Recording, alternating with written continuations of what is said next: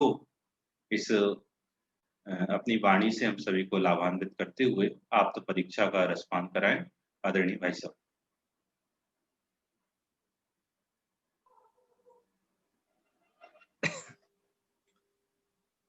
प्रबुद्धाशेष तत्वार्थ बोध दीप्ति मालिने नमः श्री जिन चंद्राय मोहध्वांत प्रभेदिने। जो संपूर्ण तत्वार्थ को जानने वाली ज्ञान किरणों के स्वामी हैं और जिन्होंने मोह रूपी महान अंधकार का पूरी तरह नाश कर दिया है, वे जिन रूपी चंद्रमा को मैं प्रणाम करता हूँ। हम सब आप्त परीक्षा ग्रंथ का स्वाध्याय कर रहे हैं, जिसकी रचना आज से लगभग 1200 वर्ष पहले आचार्य विद्यानंद स्वामी ने की है और बहुत ही महत्वपूर्ण प्रकरण चल रहा है। अनेक बातें हम जान चुके हैं आचार्य विद्यानंद स्वामी के बारे में, उनकी कृतियों के बारे में, और मंगलाचरण में जो 5 कारिकाओं में अनेक महत्वपूर्ण बातें कही, बहुत ही गजब गजब की बातें कही, हमने उन पर भी विस्तार से चर्चा की है। और उसके बाद प्रकरण प्रारंभ हुआ है ईश्वर परीक्षा, महेश्वर परीक्षा। जब ये प्रकरण पूरा होगा तो कपिल परीक्षा, सुकट परीक्षा, परम पुरुष परीक्षा, अरहत परीक्षा, इस नाम के प्रकरण और आगे आगे आते जाएंगे। अभी हम ईश्वर परीक्षा पर हैं, जिसका दूसरा नाम महेश्वर परीक्षा भी है, और ये मुख्य रूप से नैयायिक दर्शन द्वारा माना गया है। नैयायिक के साथ साथ वैशेषिक भी है। नैयायिक और वैशेषिक जैसी ईश्वर की मान्यता रखते हैं, यहाँ उसकी परीक्षा समीक्षा की जा रही है। तो हम बहुत सारी बातें पढ़ करके कारिका नंबर 22 तक पहुंच चुके हैं और बहुत जरूरी से जरूरी प्रकरण चल रहा है, आप्त के स्वरूप का निर्णय करना। पूर्ण तत्व ज्ञान के लिए सभी दार्शनिकों ने आप्त का निर्णय करना बहुत आवश्यक बताया है। आप्त के ज्ञान श्रद्धान के बिना कोई भी व्यक्ति पूर्ण तत्व ज्ञान नहीं कर सकता, ये सभी दार्शनिकों का मत है। लेकिन वो आप्त कैसा होता है, इस बारे में बहुत भ्रांति लोगों में चलती है। खासकर ये जो नैयायिक मत की मान्यता है, ये तो जगत में बहुत अधिक व्याप्त है। उसके बाद में भी जो मान्यताएं आएंगी वे बहुत महत्वपूर्ण होंगी। उनसे द्रव्य गुण पर्याय के संबंध में भ्रांतियां दूर होंगी। तो अभी तो हमारा प्रकरण ईश्वर परीक्षा का है। भगवान कैसे होते हैं, भगवान को इच्छा वाला मानना, भगवान को सृष्टि का कर्ता धर्ता, सृष्टि का संचालक मानना, ये एक बहुत बड़ी भूल है, बहुत ही बड़ी भूल है। सर्वप्रथम आप्त का सम्यक ज्ञान श्रद्धान होना चाहिए, लेकिन लोगों ने आप्त को सृष्टि का कर्ता धर्ता मानकर एक बड़ी भारी बुनियादी भूल कर दी और उसकी वजह से बहुत अनर्थ हो गया। लोग समझ नहीं पा रहे हैं, जब आप्त गलत हो गया, जब भगवान का स्वरूप गलत हो गया, तो उसके द्वारा प्रतिपादित तत्व ज्ञान भी गलत हो गया, भक्ति भी गलत हो गई और सब कुछ गलत हो गया। आप्त का स्वरूप गलत करने का मतलब है पहला घड़ा उल्टा रख दिया, अब इसके ऊपर जितने भी घड़े रखे जाएंगे वे सब उल्टे ही रखे जाएंगे। लोक में इस तरह की मान्यता वाले बहुत जीव दिखाई देते हैं, इसलिए अपने अंदर भी कहीं इस तरह की मान्यताएं बैठी रहती हैं। इसलिए इन सब को बहुत शांति से समझना है। क्या समझाया जा रहा है? भगवान यदि वीतरागी हैं, भगवान यदि अनंत सुखी हैं, तो उनके इच्छा नहीं हो सकती, वे सृष्टि के संचालक नहीं हो सकते। और कल हमने इस बारे में बहुत सारी चर्चा अन्य दर्शनों की भी की और ये जाना कि वास्तव में एक इम्पोर्टेंट बात कल ये आई थी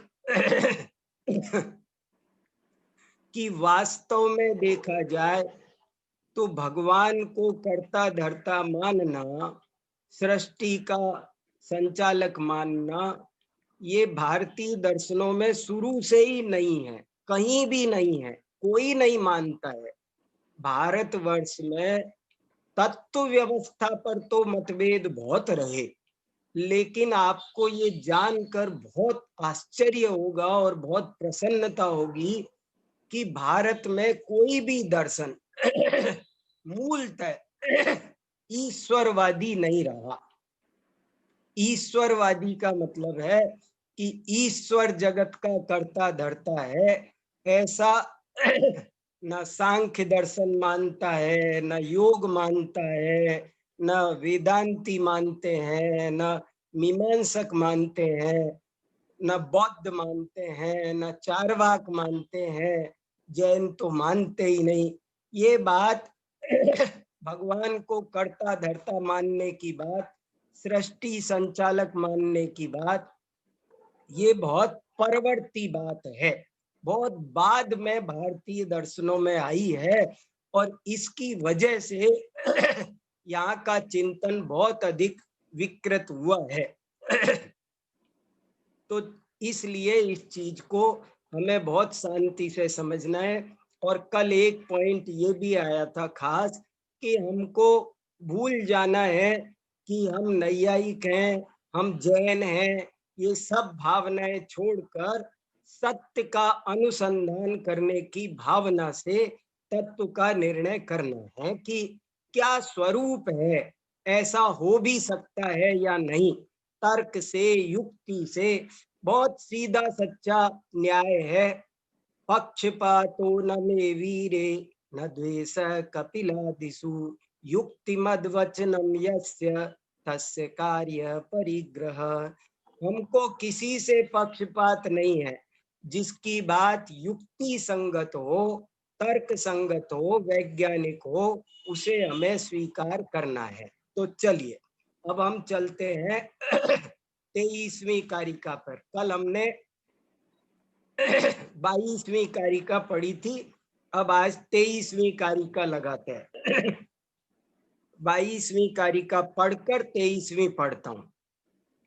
यथानि सह स्वदेहस्य कर्ता देहांतरात्मतः पूर्वस्मादित्यनादित्वात् नानवस्था प्रसज्यते।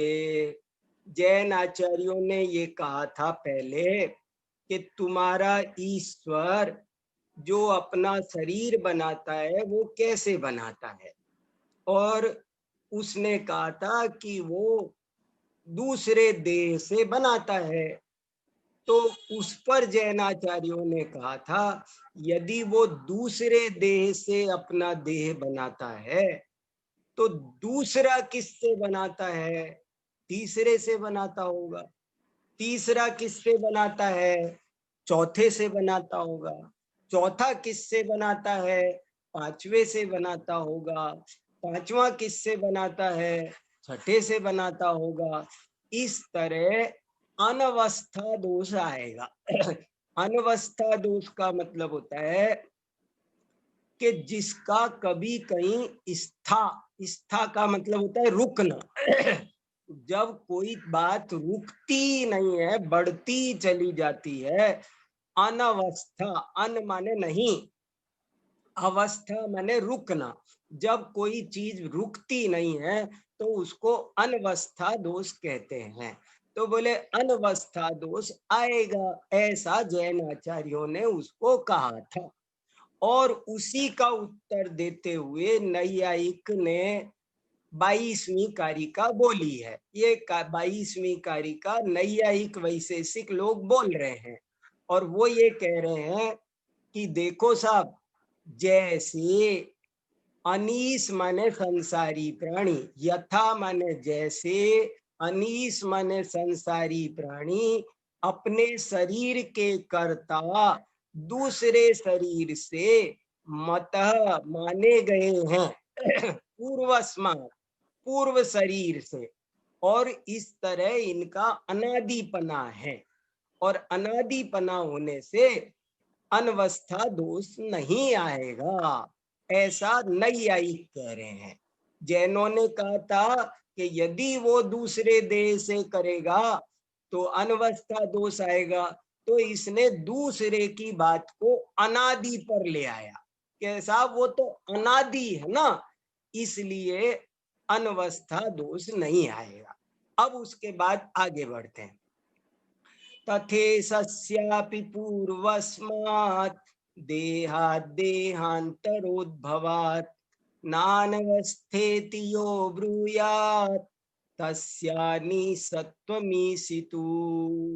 देखो, संधि विच्छेद कर करके कारिकाओं को लगाओ। जैसे हिंदी पढ़ते हैं ऐसे ही संस्कृत पढ़ते हुए अर्थबोध होना चाहिए शास्त्री के विद्यार्थियों को, और नहीं हो तो ये बहुत चिंता की बात है। तथेशस्यापि, तथेश क्या है, गुण संधि है, तथा प्लस ईस, 2 4 5 जरा सा थोड़ा सा व्याकरण का ज्ञान हो, जरा सा, तो बहुत आनंद आता है, 100 गुणी क्वालिटी बढ़ जाती है स्वाध्याय में। तथेशस्यापि, तथा माने उसी प्रकार, ऊपर की गाथा में कहा था ना यथा, ऊपर कहा था यथा, अब इसमें कहा तथा, ऊपर कहा ना यथा अनीस है, जैसे संसारी प्राणियों के साथ ऐसा होता है, और नीचे का तथा, तथा माने उसी प्रकार, ईसस्य अपि, ईस माने ईश्वर, उसी प्रकार ईश्वर के भी पूर्वस्मात्, देखो पूर्वस्मात् शब्द कितना अच्छा है, संज्ञा को सर्वनाम बनाने की कितनी सुंदर कला है। जैसे अस्मात्, कस्मात्, तस्मात्, यस्मात् बनते हैं ना, पूर्वस्मात्, पूर्वस्मात्, पुराने, पूर्व पूर्व के, पूर्वस्मात् पंचमी एक वचन, देहात, देखो कितने सारे शब्द चिपक के बैठे हैं एक दूसरे के साथ में, देहात, देहांतरोद्भवात, पूर्वस्मात् देहात देहांतरोद्भवात, उसी प्रकार ईश्वर के भी पूर्वस्मात् देहात, पूर्व पूर्व की देह से उत्तर उत्तरवर्ती देह का उद्भव हो जाएगा। पूर्वस्मात् देहात देहांतर, परवर्ती दूसरी देह का उद्भव, उद्भव माने जन्म, निर्माण, रचना। प्रश्न चल रहा है वो शरीर कैसे बनाता है, तो कहते जैसे संसारी प्राणी बनाता है, जैसे हमारे आपके सबके शरीर बने हैं, मेरा शरीर हमारे पिताजी से, हमारे पिताजी का शरीर उनके पिताजी से, उनके पिताजी का, तो इसमें अनवस्था दोष नहीं आता है। क्यों नहीं आता है? क्योंकि ये तो अनादि से चला आया है, पिताजी के पिताजी, पिताजी के पिताजी, अनवस्था दोष इसमें नहीं आता है क्योंकि ये अनादि परंपरा है। तो ऐसे ही यहाँ कह रहे हैं कि इसी तरह हमारा ईश्वर भी पूर्वस्मात् देहात देहांतरोद्भवात्, पूर्व पूर्ववर्ती देह से उत्तर उत्तरवर्ती देहों का उद्भव करता सिद्ध हो जाएगा। नानवस्थेति, नानवस्थेति दो तीन शब्द हैं, ना अनवस्था इति देखो, ना अनवस्था इसमें दीर्घ संधि हुई, और अनवस्था इति इसमें गुण संधि हुई। अनवस्था नहीं है, इति, इति माने ऐसा, इति। अब यहां तक है ना, देखो ये नैयायिक मत जो शुरू हुआ था, पूर्व पक्ष कहते हैं जिसको, यथा शब्द से शुरू हुआ था और इति से पहले तक पूरा हुआ, यथा से लेकर नानवस्था इति, ऐसा यो ब्रूयात, यो माने जो। देखो कॉमन बात कर रहे हैं, किसी का नाम लेने की भी जरूरत नहीं है, कौन मानता है इससे फर्क नहीं पड़ता। यो, जो कोई, ब्रूयात, ब्रूयात क्या है, विधिलिंग, ब्रूयात ऐसा कोई बोले, ऐसा कोई कहे। और बोलना कहने का मतलब यहाँ केवल बोलना कहना नहीं है, बल्कि माने, ऐसा जो कोई कहे। अब देखो ये व्याख्या का काम है, ब्रूयात माने अकेला बोलना नहीं है, यहाँ ब्रूयात का अर्थ है जो ऐसा मानता है, जो ऐसा कहता है। तस्य, अब ब्रूयात में तय हलंत था, इसलिए ये जो डबल तय हो रहा है, संस्कृत को लिखना, संस्कृत को बोलना, ये बहुत सूक्ष्म प्रज्ञा का काम है। जरा सी भी लापरवाही हो जाए तो अर्थ का विपर्य हो जाता है। ब्रूयात तस्य, तस्य अनीस तस्या, अब देखो तस्य, देखो कितने सारे शब्द है। ब्रूयात अलग है, तस्य दूसरा शब्द है, अनीसत्वम तीसरा शब्द है, ईसितु ये चौथा शब्द है। इतने चार शब्द एक शब्द जैसे दिखाई दे रहे हैं। तो ऐसा जो कोई कहता है, उसके ईसितु षष्ठी एक वचन, उसके ईस का अनीसत्वम, उसका जो ईश्वर है उसकी ईशिता, तो वो ईश्वर की ईश्वरता, वो तो अनीसत्वम प्राप्नोति, प्राप्नोत क्रिया का अध्यार करना पड़ेगा, यहाँ क्रिया नहीं है। माने जो कोई, कहने का मतलब क्या हुआ, 22वीं 23वीं कारिका को मैं शॉर्ट में हिंदी में बोलूं तो क्या बोलूं कि जैसे संसारी प्राणी अपने शरीर का कर्ता अपनी पूर्व शरीर से माना गया है, और ये परंपरा अनादि से चली आ रही है, इसमें कोई अनवस्था दोष नहीं आता है। उसी प्रकार ईश्वर भी पुराने पुराने शरीर से उत्तर उत्तरवर्ती शरीरों का उद्भव कर लेता है, इसलिए इसमें कोई अनवस्था दोष नहीं आता है। ऐसा जो कोई मानता है, कहता है, उसके ईश्वर की ईशिता, ईश्वरता, उसका ईश्वर अनीसत्वम ईशितु, उसका ईश्वर अनीसता को प्राप्त होता है। अनीसता, अब ये शब्द याद रहने चाहिए, नहीं तो आप तो परीक्षा नहीं लगेगी और बार बार ना इनके अर्थ बताए जाएंगे। ईश माने ईश्वर और अनीस माने संसारी प्राणी।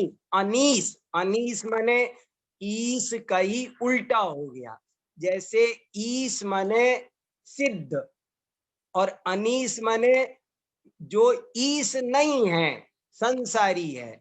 तो यहाँ पर कहा कि यदि तुम ऐसा मानोगे कि वो पूर्व पूर्व शरीर से उत्तर उत्तरवर्ती शरीरों को बना लेता है, तो फिर तो वो तुम्हारा ईश्वर ईश्वर कहाँ रहा, वो तो फिर हमारे तुम्हारे जैसा संसारी प्राणी हो गया, अनीस हो गया। वो जैसे हम और आप हैं ऐसे हो गया वो, फिर ईश्वर कहाँ रहा उसमें। देखो भाई, तर्क युक्ति से भगवान का स्वरूप बहुत ईमानदारी से, अंतर मन से।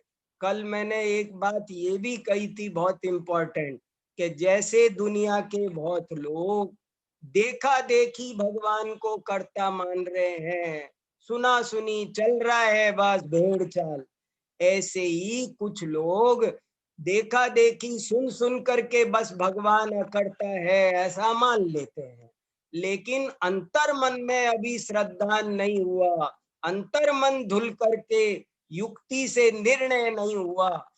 इनको, हमको, आपको, सबको युक्ति से ठीक से सुमेरुवत निष्कंप श्रद्धान करना हो तो ये आप्त परीक्षा पढ़नी समझनी चाहिए। कैसे भगवान जगत का कर्ता धर्ता हो सकता है? लोगों ने ऐसे खूब कह कहकर ऐसा वातावरण बनाया है, लेकिन चिंतन करते हैं तो ये बात परीक्षा क्षम नहीं है, ये परीक्षा को सहन नहीं कर सकती है। कैसे भी भगवान सिद्ध नहीं होता है। खूब लंबी चौड़ी विस्तार से बात है। मैंने अपनी पुस्तक भारतीय दर्शन में आत्मा एवं परमात्मा में इस विषय पर बहुत 30-40 पेज में बहुत दुनिया भर के प्रमाण देकर बहुत अच्छा डिस्कशन किया है। वो पढ़ना चाहिए। अभी उसको ज्यादा बताने का, एक विद्वान ने ऐसा लिखा है कि यदि भगवान इस जगत का कर्ता धर्ता होता, देखो कैसे कैसे तर्क हैं। एक ने कहा यदि भगवान इस जगत का कर्ता धर्ता है तो वो सीधा पेड़ पर रोटी दाल क्यों नहीं लटका देता? हमको पहले गेहूं लाना पड़ता है, उसको साफ करना पड़ता है, उसका आटा बनाओ, फिर उसको गूंदो, लोई बनाओ, रोटी सेको। ये इतना क्यों करना पड़ा? सीधी रोटी लटका देता पेड़ पर। हमें दाल लानी पड़ती है, उसे धोनी पड़ती है, उसको कुकर में डाल के सिजेनी पड़ती है। ये क्या है ये सब? अरे जगत का कार्य बहुत ही वैज्ञानिक पद्धति से चल रहा है। जगत का संचालन वैज्ञानिक नियमों से चल रहा है।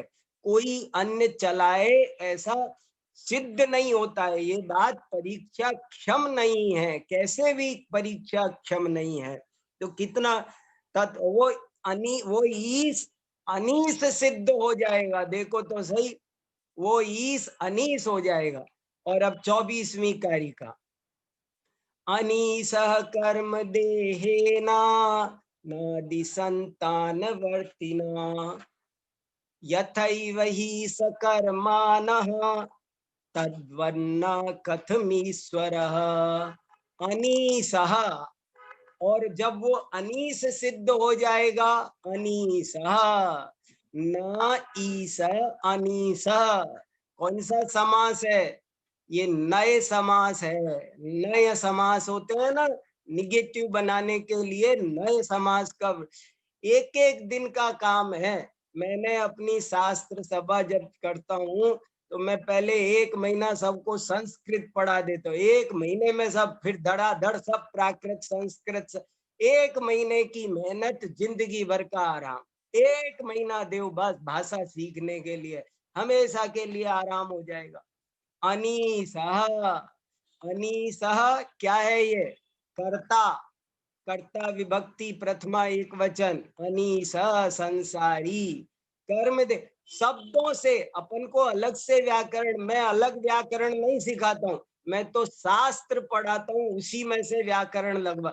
समय सार से प्राकृत पढ़ा दी मैंने सबको। समय सार की गाताएं लगाना सिखाया, प्राकृत आ गई। ऐसे श्लोक लगाओ, समय सार के कलश लगाओ तो सब पूरी की पूरी संस्कृत आ जाएगी। हमें अलग से संस्कृत सीखने की जरूरत नहीं है।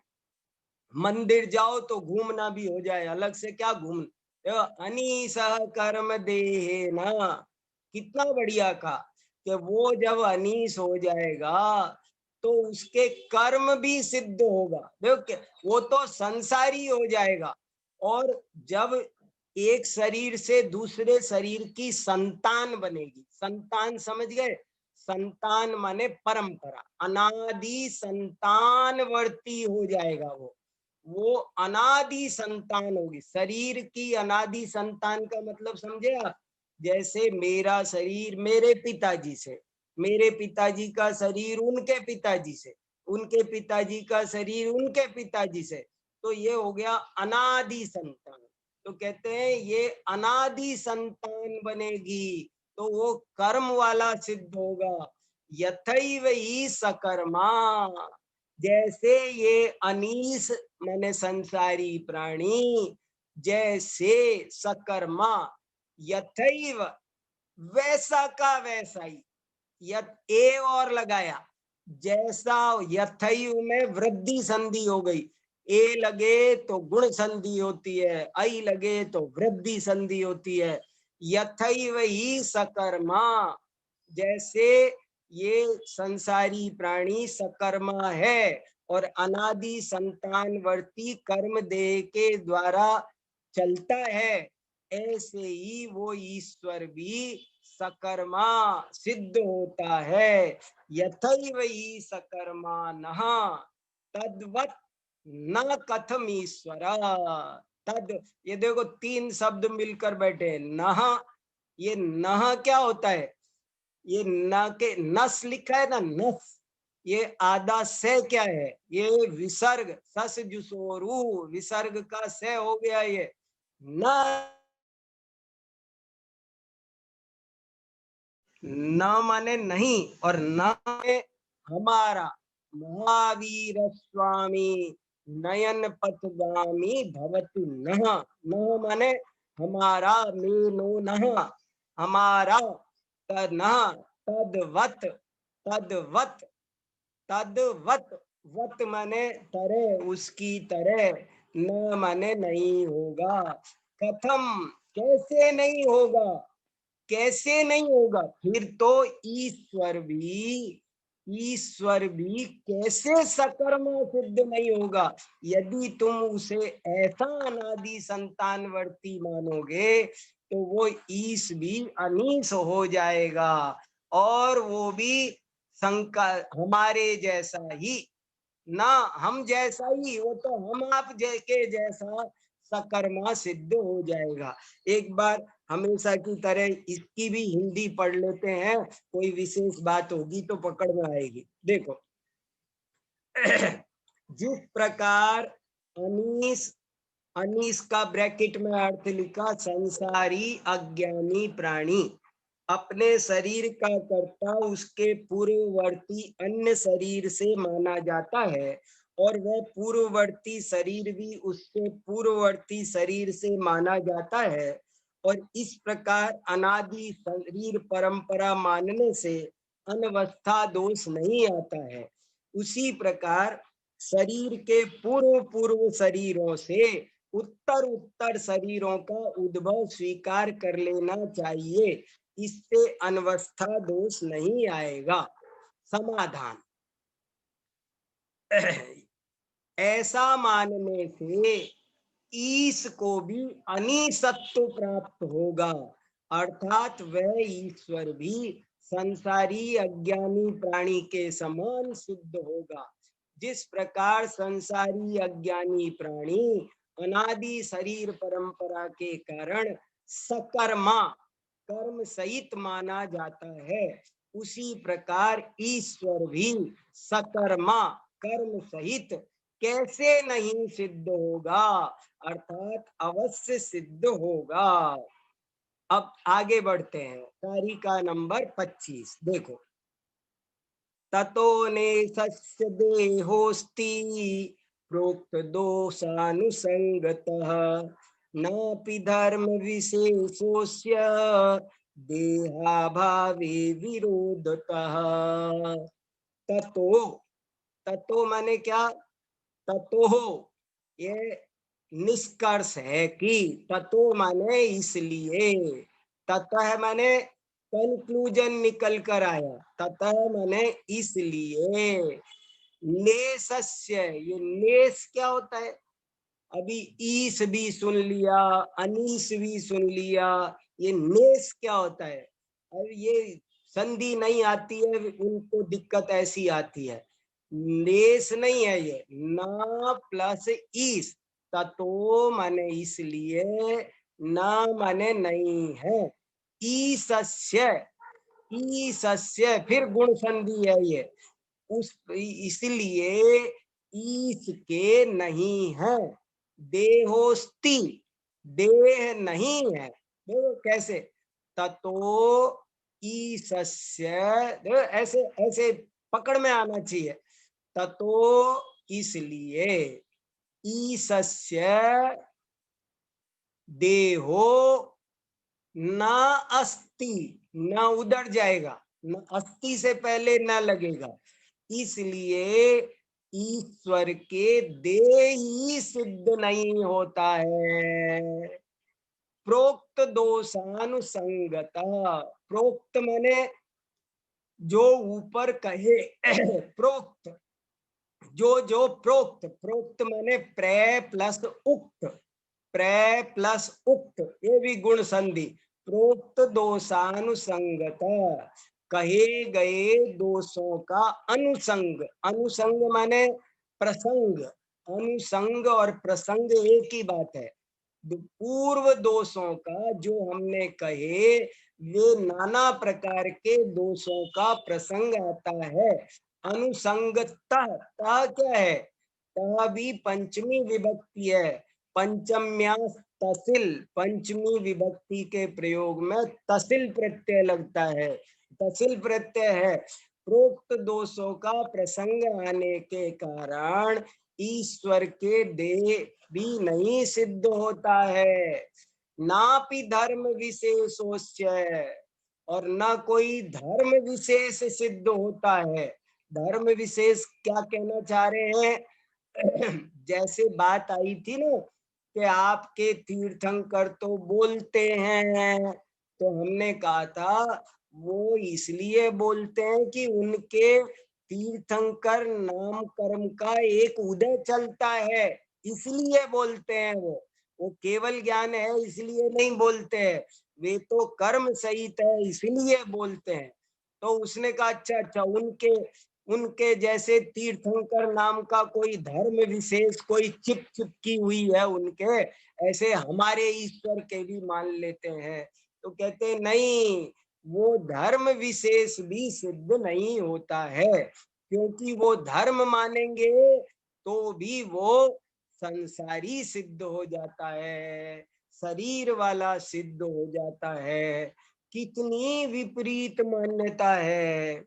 और देहाभावे विरोधता, और जब देह का अभाव होगा तो परस्पर विरोध, बातों में परस्पर विरोध आ रहा है, व्यभिचार उत्पन्न हो रहा है, अनैकांतिक दोष आ रहा है।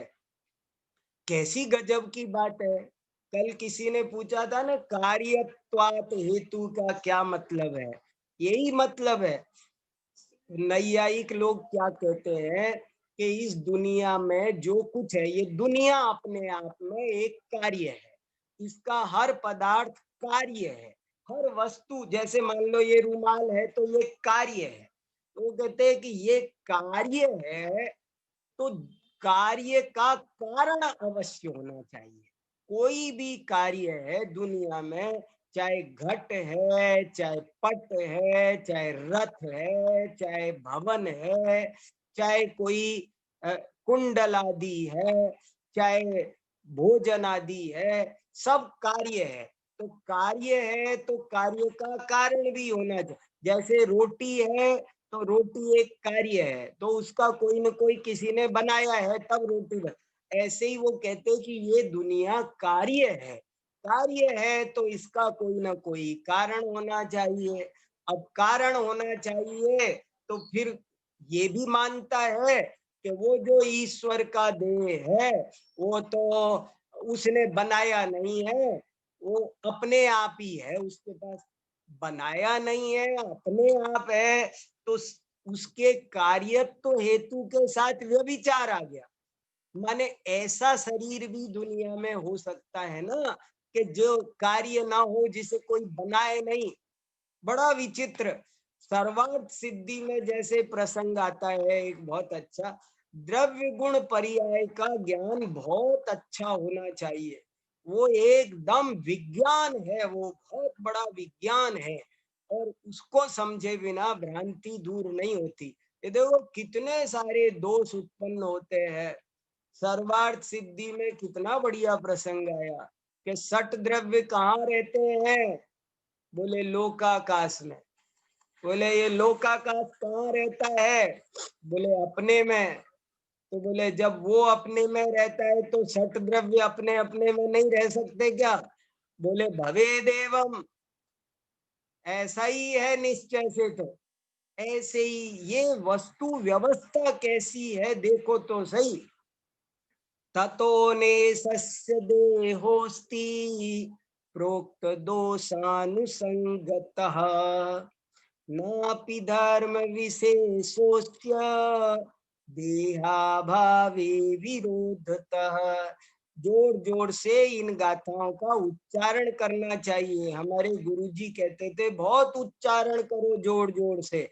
उच्चारण करने से स्पष्ट उच्चारण करना आता है, शुद्ध उच्चारण करना आता है, उच्चारण के दोष बाहर निकल जाते हैं। तो इसलिए इनको बारंबार गाना चाहिए। अरे इनमें रस है, संगीत है, बड़ा प्यारा छंद माना गया है अनुष्टुप। साहित्य में बहुत प्रिय है ये छंद। बड़े बड़े पुराण, आदि पुराण 18,000 श्लोक प्रमाण, 18,000 अनुष्टुप, जिनसे आचार्य लगातार लिखते चले गए। कैसा उनका फ्लो था, गाते चले गए, कभी कहानी सुना रहे हो ऐसा लगना चाहिए। ततो ने सस्य देहोस्ति। अरे अनेक विद्वान तो बात करते हैं अनुष्टुप में। हमारी यूनिवर्सिटी में अनेक विद्वान वार्तालाप कर रहे हैं अनुष्टुप में, वार्तालाप चल रहा है। तो थोड़ी सी विद्वत्ता तो प्राप्त करनी चाहिए।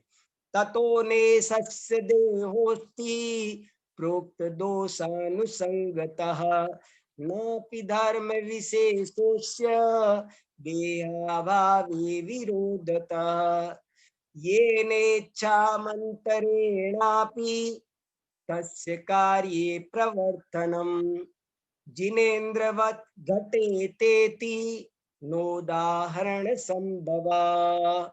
येनेच्छामन्तरेणापि येन माने जिससे, तृतीया विभक्ति एक वचन।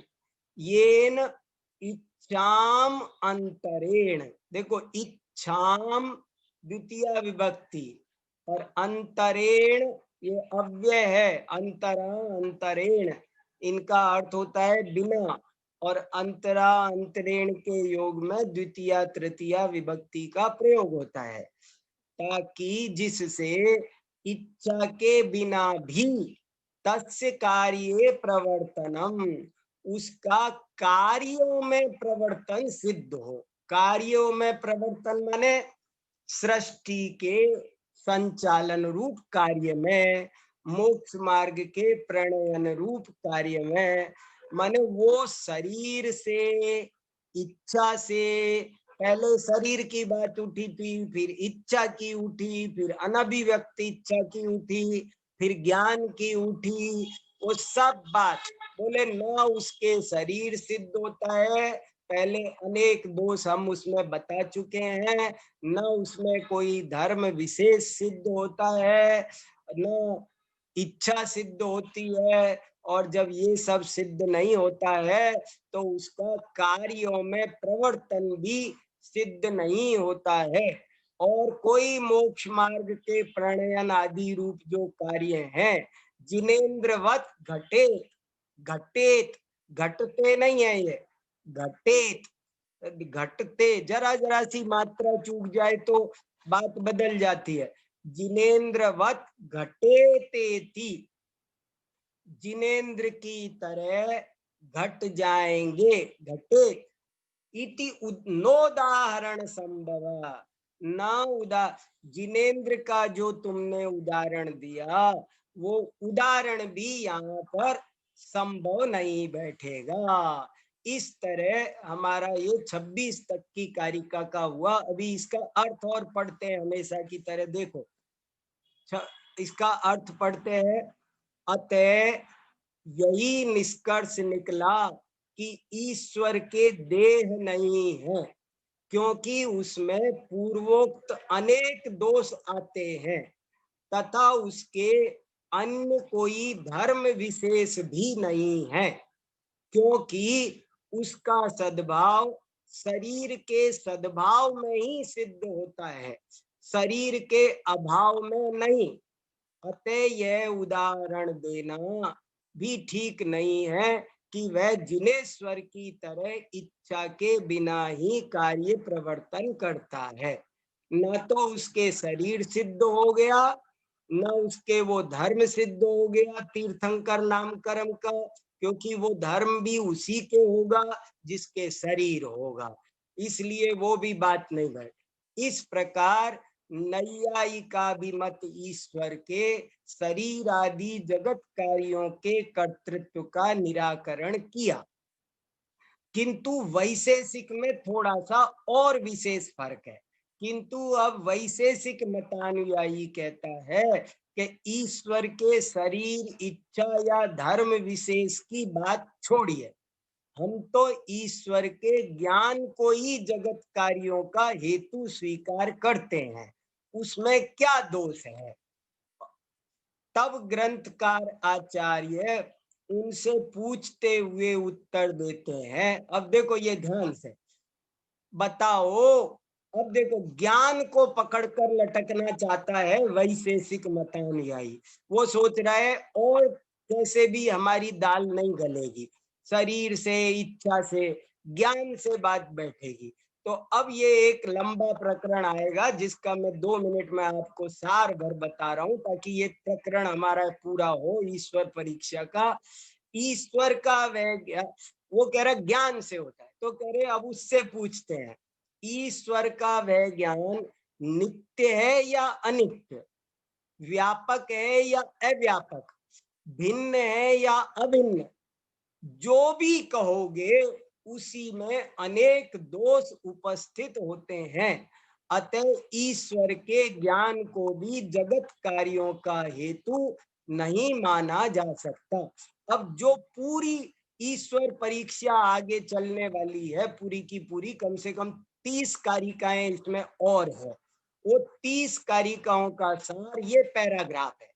ये पैराग्राफ यदि आपने समझ लिया तो आप 30 कारिकाएं समझ जाए। आगे की 30 कारिकाओं का सारांश ये है, मैं एक बार फिर पढ़ता हूं, ये बहुत इंपॉर्टेंट है। वो वैशेषिक ने क्या कहा कि ज्ञान से कार्य करता है, तो कहते ईश्वर का वह ज्ञान नित्य है या अनित्य, व्यापक है या अव्यापक। व्यापक समझे, नित्य माने शाश्वत, अनादि अनंत, अनित्य माने क्षण भंगुर। उससे पूछ रहे ये बताओ कि वो जो ज्ञान से काम करता है वो ज्ञान कैसा है, नित्य है या अनित्य है, व्यापक है या अव्यापक। व्यापक और अव्यापक समझे, व्यापक का मतलब है पूरी दुनिया में फैला हुआ, और अव्यापक माने दुनिया भर में नहीं फैला हुआ, केवल अपने में सिमटा हुआ। व्यापक माने फैला हुआ, तो वो व्यापक है या अव्यापक है, भिन्न है या अभिन्न है, जो भी कहोगे उसी में अनेक दोष उपस्थित होते हैं। अतः ईश्वर के ज्ञान को भी जगत कार्यों का हेतु नहीं माना। और अब देखो कैसे कैसे, ये जरा बस हेडिंग देख लो आगे। नित्य मानने में दोष, आगे बढ़ो, और अभी मैं आपको सिर्फ इशारा दे रहा हूं जरा सा। नित्य मानने में दोष, फिर अगले अगले पेज पर देखो, अनित्य मानने में दोष। ये नित्य, मैं आपको 1 सेकंड में बताऊं, नित्य मानने में क्या दोष है। उससे पूछा ईश्वर का ज्ञान तुम्हारा नित्य है या अनित्य है। यदि नित्य है तो वो कारण नहीं बन सकता, यदि अनित्य है, देखो सुनो, यदि वो नित्य है, समझ लो घट का कारण ईश्वर का ज्ञान है, तो वो ज्ञान यदि नित्य है तो घट तो अभी बना, वो नित्य है और घट अभी बन रहा है, तो ये क्या मामला है, नित्य ज्ञान, जो ज्ञान नित्य है वो कल की वस्तु का, आज की वस्तु का, सबका कारण कैसे बन जाएगा? और यदि अनित्य है तो अनित्य है तो खुद ही कार्य है, खुद ही नष्ट हो रहा है, वो कैसे कारण बन जाएगा? यदि वो व्यापक है, अगला पेज देखो, व्यापक अव्यापक भी, तीसरा पॉइंट अगले पेज पर, नित्य अनित्य अव्यापक मानने में दोष। यदि ज्ञान अव्यापक है, देखो अव्यापक का मतलब समझे, व्यापक माने फैला हुआ, अव्यापक माने नहीं फैला हुआ एक जगह। अब जैसे अमेरिका में जो काम हो रहे हैं, तो मैं मान लो मैं ईश्वर हूं और मेरा ज्ञान अगर अमेरिका में भी व्याप्त है तब तो अमेरिका का कार्य करेगा। और यदि अमेरिका में व्याप्ति ही नहीं है, वो है यहीं दिल्ली में रहा है, तो काम अमेरिका का कैसे करेगा? बड़ी जोरदार चर्चा है, बहुत ही सुंदर और महत्वपूर्ण तर्क है। व्यापक मानने में दोष है, अव्यापक मानने में दोष है। और 1 मिनट और आगे देख लो जरा सा, 2-3 मिनट और, बहुत अच्छी अच्छी बातें हैं, जरूरी है जानना। फिर वो देखो कैसे कैसे परम ज्ञान को कुछ लोग अस्व संवेदी मानते हैं।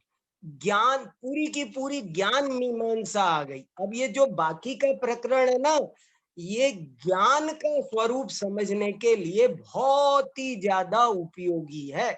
ज्ञान का क्या स्वरूप है, ज्ञान नित्य है कि अनित्य है, व्यापक है कि अव्यापक है, अस्व संवेदी।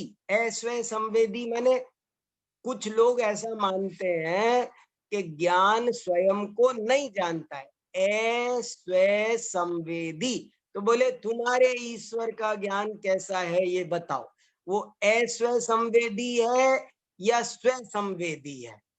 और दोनों में दोष आ रहा है। इसीलिए तो जैन दर्शन में ज्ञान को स्वपर संवेदी माना। स्वपर संवेदी, स्व संवेदी, संवेदी माने जानने वाला, प्रकाशक, स्वपर प्रकाशक माना। इस तरह स्वपर संवेदी बैठे, एक एक मानने में, अस्व संवेदी मानने में दोष। और एक अगला हेडिंग देखो, अगला हेडिंग इससे अगले पेज पर, स्व संवेदी मानने में दोष। ऐसे करके दरअसल वैशेषिक मत में द्रव्य गुण पर्याय की व्यवस्था में बहुत भिन्नता है, द्रव्य अलग, गुण अलग, पर्याय अलग, इसलिए वो सारी बात यहाँ आती है। इसके बाद में फिर अन्य अन्य परीक्षाएं प्रारंभ होंगी और उनमें ज्यादा परिश्रम नहीं करना होगा, क्योंकि ये सब इसी में से सुगत है तो वो भी ऐसे ही है, कपिल है तो वो भी वैसे ही है। और इस तरह ये आप्त परीक्षा का ये प्रकरण हमारा जितना पाठ्यक्रम में है वो आज पूरा होता है। और अब हम थोड़ी देर अभय जी भाई साहब को भी सुनेंगे और फिर आप लोगों को कुछ चर्चा करनी हो तो आज मैंने अभी 15 मिनट हमारे पास में है। वाह, जय जिनेंद्र। बहुत अच्छा प्रकरण है। ये पूरा हो गया, मतलब इतने ही कोर्स में है क्या जिनको पढ़ा हाँ, है? ये लोगों को टेस्ट लग जाएगा तो लोग फिर अपने आप खुद पढ़ेंगे। अरे ऐसा नहीं, फिर ऐसा कौन पढ़ाएगा? इसलिए मेरा तो ये सुझाव है कि समय निकाल के इसको धीरे धीरे सही लेकिन पूरा पढ़ें तो अच्छा है कि ये अच्छा, रिकॉर्ड भी हो रहा है, यूट्यूब पे सुरक्षित भी रहता है, तो भविष्य वालों को पूरी आपको परीक्षा का गाइडेंस मिल जाएगा। ऐसी मेरी भावना है, आप विचार करना। दूसरी बात जो कल अनवस्था दोष की बात, क्योंकि भले विद्यार्थियों के लिए उपयोगी नहीं हो लेकिन अपन तो इसका मतलब रस ले रहे हैं ना। हाँ, जो अनवस्था दोष की बात आई थी, हाँ, तो वो मैंने 22वां पेज भी देखा और उस पर विचार भी किया। तो वहां तो केवल प्रवचन सार के आधार से इतरेतराश्रय दोष का निराकरण किया है, अनादि कर्म बंध परंपरा में। हाँ अनवस्था दोष के बारे में उन्होंने कुछ भी नहीं कहा है, अनवस्था हाँ दोष ठीक, का नाम भी नहीं लिया है। बराबर। इसलिए मुझे शंका हुई हाँ कि ये तो पूर्व शरीर की परंपरा अनादि से चली रही है, जब हाँ है ही फैक्ट तो उसको दोष में कैसे लिख सकते हैं। हाँ हाँ, फैक्ट है इसलिए दोष में। ये तो और लोक में जो कारण मानते हैं ना, एक पदार्थ दूसरे का कारण, दूसरा तीसरे का कारण, या हाँ ऐसा भी कह सकते हैं जो कृत्रिम संबंध है अनादि के, हाँ उनमें उन्होंने दोष नहीं माना। पंडित जी ने, टोडरमल जी ने, तिल में तेल अनादि से मिला हुआ है, जल में, दूध में जल अनादि से, जब से शुरू हुआ है तभी से मिला हाँ हुआ है, प्रारंभ से ही। अभी तो बराबर। प्रकृति में ही है, तो जो हाँ चीजें प्राकृतिक हैं उसको वो दोष नहीं मानते हैं, वो तो वस्तु व्यवस्था में ही शामिल है। सही। लेकिन जो हम कृत्रिम कार्यों में जो अनवस्था दोष मानते हैं, तो इसलिए इसमें भी आचार्यों ने अनवस्था के बारे में कुछ न कह करके उसे हाँ अनीश्वर सिद्ध कर दिया।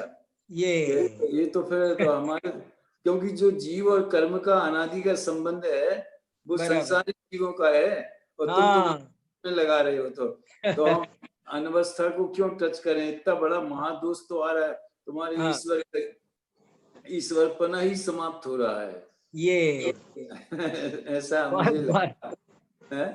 हाँ और जो मैंने वो जो 26 गाथा तक का ही अभी प्रश्नोत्तरी तैयार की है, उसमें हाँ मैं मूल कारिका और हिंदी अनुवाद वो भी हाँ शामिल करके फिर मैं 1-2 दिन में भेजता हूँ।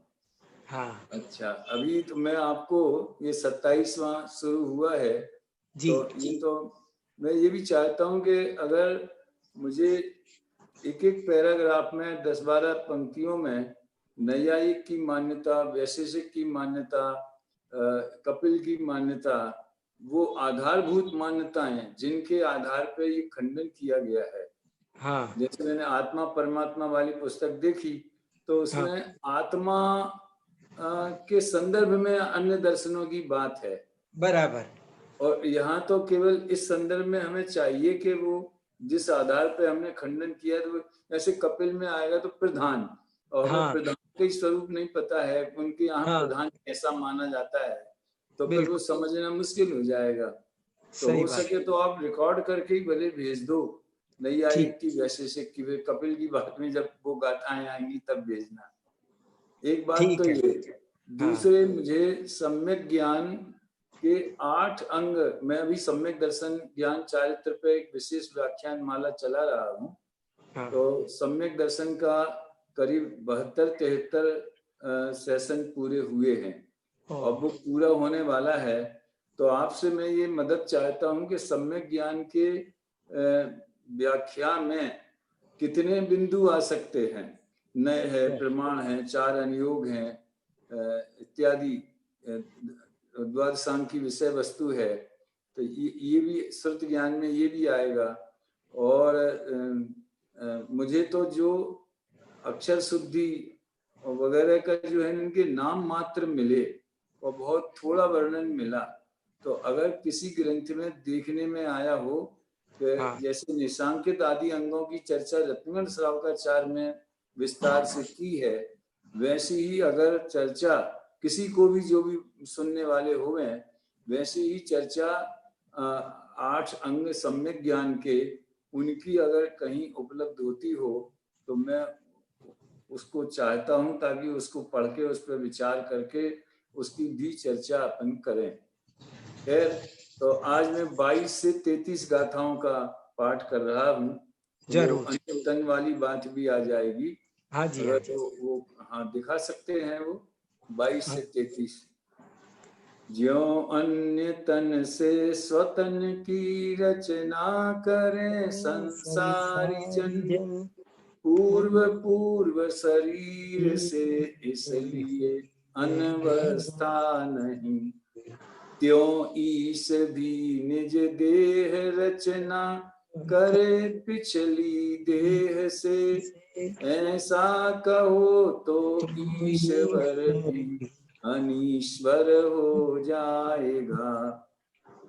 इसमें एक पॉइंट मुझे और ध्यान आया कि हाँ देह में अपन ने माता पिता का तो लिया ही है, हाँ, लेकिन वो मनुष्य गति की अपेक्षा लागू हुआ।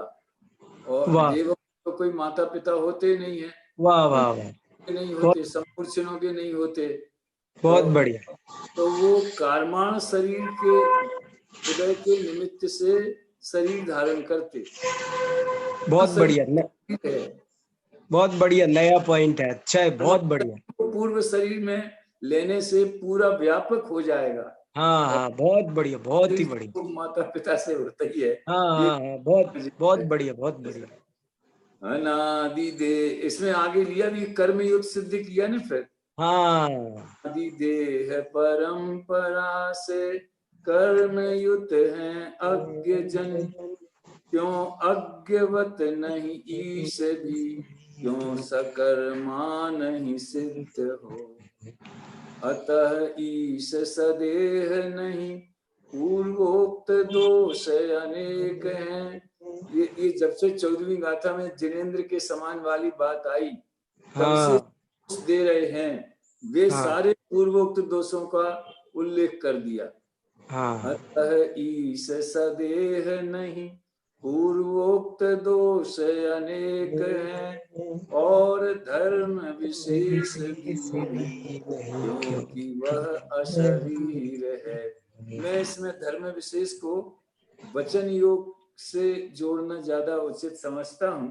तीर्थंकर प्रकृति और वचन योग। Very good. हाँ, क्योंकि जो तीर्थंकर नहीं है वे भी वचन योग से हाँ हाँ, सब आ जाएंगे उसमें भी। हाँ, सही। अतः इच्छा के बिना भी ईश करता कार्य का, जिनेंद्रवत यह घटित है, दृष्टांत यह संभव नहीं। जिनेंद्र का दृष्टांत संभव नहीं है, ये आचार्य देव ने कहा। बहुत बढ़िया। यदि ईश ज्ञान सुनित्य है, तो कार्य में क्रम हो नहीं। सभी का एक साथ हो जाने चाहिए। हाँ, क्योंकि अक्रम हेतु से नहीं कार्य क्रम से हो सके। हेतु तो अक्रम है, कार्यों में क्रम है, ऐसा। हाँ, कैसे, गजब। वह नित्य ज्ञान प्रमाण हो, तो फल न उसका हो सके। ज्ञान के पश्चात फल हो, तो स्वमत मिथ्या बने। आपकी बात से कट जाएगा। ज्ञान फल में तो क्रम पड़ेगा और आप नित्य मान रहे हो। ज्ञान से उत्पन्न हो फल, अतः नित्य न हो सके। यदि नहीं हो उत्पन्न उससे, ज्ञान का फल क्यों कहें। यदि ईश ज्ञान अनित्य हो, कार्यत्व से व्यभिचार हो। क्योंकि ईश्वर ने स्वबुद्धि से न ज्ञानोत्पत्ति की, अन्य बुद्धि से स्वबुद्धि करे तो अनवस्थिति। वही दोष आ गया, अन्य बुद्धि से, जैसे अन्य देह से वैसे अन्य बुद्धि से। अनादि संतति भी नहीं हो, कर्म संतति के बिना। यदि ज्ञान ईश्वर का अव्यापक कहो, तो कैसे हुए। सर्वत्र ही समकाल में सब कार्य, यह संभव नहीं। यदि एक ही स्थान में रह, कार्य सब स्थान के करे, तो सब जगह के सब कार्य क्यों नहीं साथ में। ये सरल है, वैसे बहुत ज्यादा जटिल नहीं है। थोड़ा आइडिया ख्याल में आ जाए तो बात आसानी से उतर जाती है। वास्तव में आप्त परीक्षा का इससे अच्छा सरलीकृत व्याख्या और हो नहीं सकती। और कारिकाएं लगाने से तो कली कली खिल जाती है। मैंने व्याकरण पर ध्यान नहीं दिया अपनी प्रश्नोत्तरी में, भाषा को टच नहीं किया, विषय वस्तु को ही आधार बना रहा हूं, ताकि जो भाषा से अनभिज्ञ हैं वे भी इसको समझ सकें, कम से कम विषय वस्तु ख्याल में आ जाए।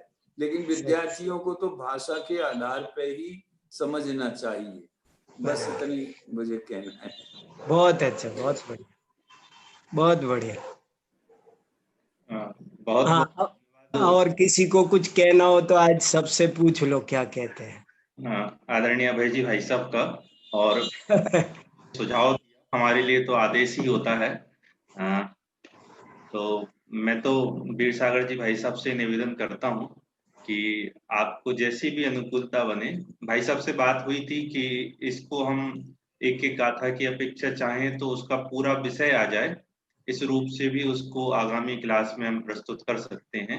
मतलब 5, 6, 2, 3, 4 पीरियड में पूरी आप्त परीक्षा भी हो सकती है। तो भाई साहब की यदि अनुमति हो तो हम 1 मिनट सुनो। अरहत सर्वज्ञ सिद्धि इतनी बढ़िया है और इतनी सरल है, बहुत जो बढ़िया। 3 कारिकाएं आप्त मीमांसा में हैं, दोषावरणी और हानि वाली, वो यहाँ भी है। उन्हीं की टीका है वो। हाँ हाँ हाँ, इतनी सुंदर है। अरहत सर्वज्ञ सिद्धि शायद 20-25 गाथाएं हैं उसमें। बराबर, बहुत अच्छा। तो अगर आप शुरू के विषय तो आप विषय के हिसाब से ले लो, और अरहत सर्वज्ञ सिद्धि अपन पूरी पढ़ें तो मजा आ जाएगा। ठीक है, ठीक है, ठीक है, ठीक है, ठीक है, बहुत अच्छा।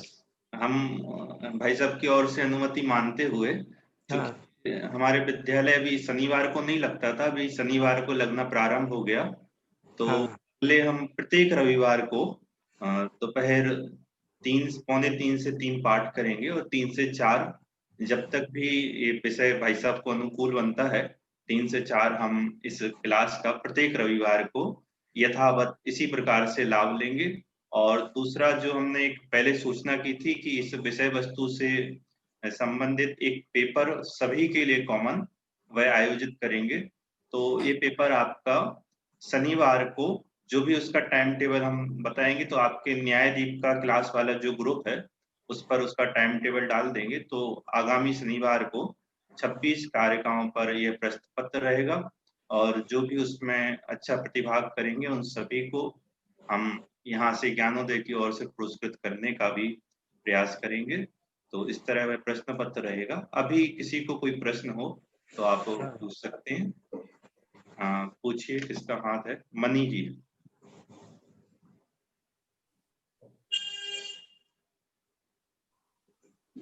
मनी जी बोलिए, आप माइक चालू करके अपना।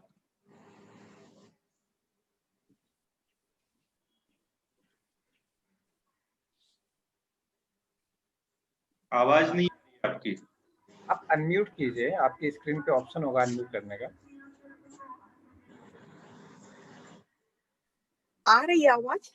हाँ हाँ, बोलिए बोलिए। जिंदगी मैं ये बोल रही हूँ, मैं भोपाल से बोल रही हूँ। मैंने कभी आत्म परीक्षा कभी पढ़ा नहीं है। परीक्षा मुक्त तो थोड़ा पढ़ा है, मतलब ग्रंथ। ये आत्म तो थोड़ा भी समझ में नहीं आ रहा है, फिर भी मैं कोशिश तो कर रही हूँ।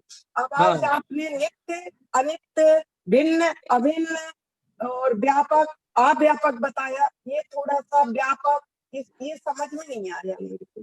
हाँ हाँ हाँ हाँ, इसको अब देखते हैं, अब आगे की कोई क्लास लेंगे तो थोड़ा सा और विस्तार कर देंगे।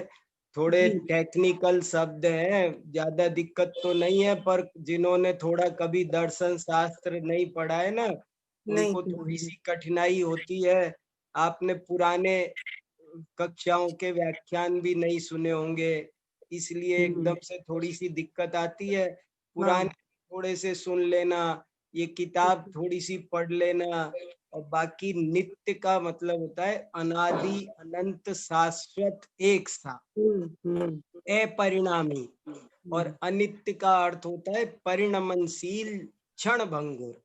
दो तो कोई भी वस्तु में जैन दर्शन तो नित्य अनित्य दोनों मानता है, लेकिन अन्य दर्शनों में सांख्य दर्शन कहता है कि वस्तु सर्वथा नित्य है, बौद्ध दर्शन कहता है कि वस्तु सर्वथा अनित्य है। जैन आचार्य कहते हैं यदि सर्वथा नित्य हो तो भी वो वस्तु कार्यकारी सिद्ध नहीं हो सकती, और सर्वथा अनित्य हो तो भी कार्यकारी सिद्ध नहीं हो सकती। इसलिए यदि आत्मा नित्य ही हो तो मोक्ष मार्ग की कोई बात नहीं बन सकती, क्योंकि वो तो नित्य शाश्वत कूटस्थ जैसा है वैसा है, उसमें कुछ हो ही नहीं सकता, तो मोक्ष मार्ग की क्या बात करें। और यदि आत्मा सर्वथा अनित्य हो तो भी मोक्ष मार्ग की बात नहीं बन सकती, क्योंकि अनित्य है तो क्षण क्षण में वैसे नष्ट हो जाता है। इसलिए मोक्ष मार्ग की व्यवस्था भी तभी बनेगी जब आत्मा द्रव्य अपेक्षा नित्य हो, पर्याय अपेक्षा अनित्य हो, ऐसे वो बताना चाहते हैं। आएगा और आएगा, धीरे धीरे सब समझ में आएगा, करेंगे। हाँ, अभी आत्मा ये भोपाल से भी चंद्रसेन जी त्यागी जी से तो पढ़ा है, लेकिन परीक्षा में पढ़ा था मैंने, कभी आप ये नहीं पढ़ा ग्रंथ कभी। कोई बात नहीं, आएगा, लग रहा है अभी थोड़ा। आएगा। थोड़े लगे रहो, लगे रहने से अपने आप ज्ञान का क्षयोपशम होता है। जिस विषय में हम थोड़े दिन लगे रहते हैं वो नहीं भी समझ में आए तो आने लगता है, अपने आप ऑटोमेटिक आने लगता है। आप प्रेम से लगे रहो तो आ जाएगा। हाँ, बहुत अच्छा। चलो और पूछिए विशाल जी। हाँ पंडित साहब, ये हाँ बोलिए विशाल जी, बोलिए। आत्ममीमांसा ग्रंथ बहुत अच्छा समझ में आ रहा है। अरे वाह। बहुत कोई दिक्कत नहीं हो रही, बहुत अच्छे से आप समझा रहे हो।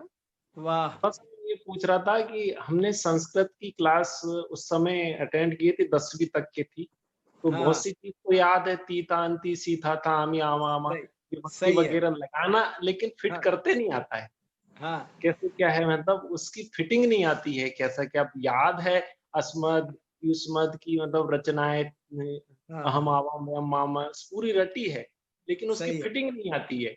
तो उसका वो कोई आपने क्लास लिया आ है क्या? जाएगी, देखो आ जाएगी। देखो अगर हो सके ना तो एक रचनानुवाद कौमुदी नाम की छोटी सी किताब है। अच्छा। छोटी सी किताब है रचनानुवाद कौमुदी, संस्कृत की किताब है, बच्चों के लिए बनाई गई है, सरल है वो बहुत।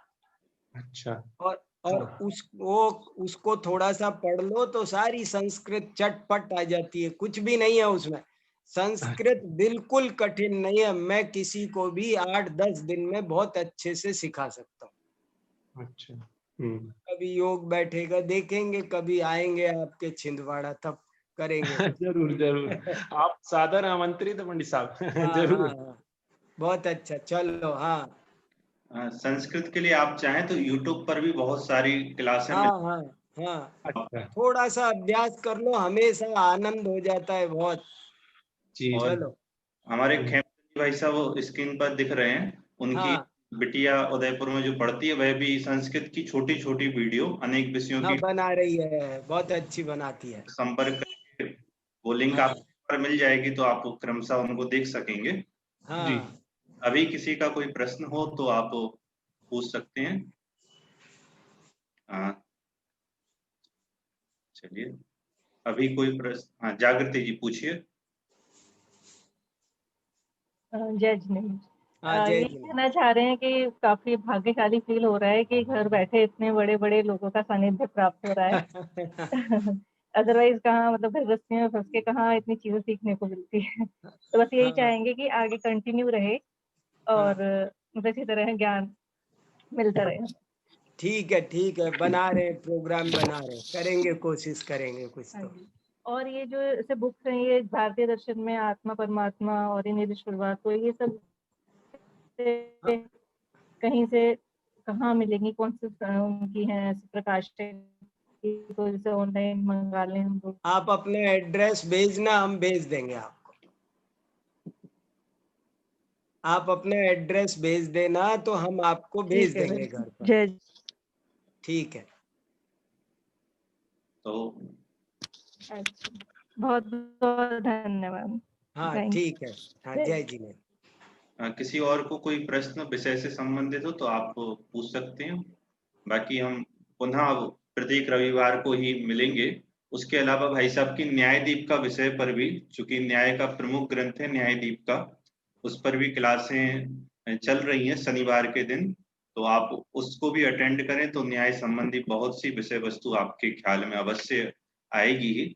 और हम पुनः आदरणीय अभय जी भाई साहब का विशेष आभार मानते हुए कि आपकी प्रेरणा से और हम सभी को निरंतर आप्त परीक्षा सुनने को मिलेगी और आपकी उपस्थिति भी मिलती रहे तो हम विशेष लाभान्वित होते रहेंगे, ऐसी भावना के। सुनील जी भी तो होंगे, सुनील जी। आज सुनील जी नहीं है आज।